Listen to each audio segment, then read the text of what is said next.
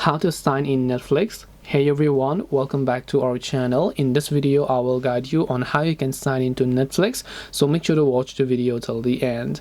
Now if you want to sign into Netflix, all you have to do is go ahead and then launch the Netflix application here. If you have your account saved before, you can log in using your saved accounts as well, or what you can basically do is let the app load up first of all. If you haven't created an account, you can tap the get started option from the bottom.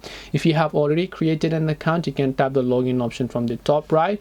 Just make sure to enter your email address associated with your Netflix account. Go to the password box and make sure to enter your password. Once you enter your password, you can tap the sign in option. If your details are correct, you'll be successfully signed in. Now just in case you happen to forget your password, you can tap the forgot password option here in order to go on about resetting your Netflix password. This way you should be able to sign in Netflix. Hope this video was helpful. If you have got any more questions, feel free to leave them down below. Thank you for watching till the end of this tutorial, and see you soon in the next video.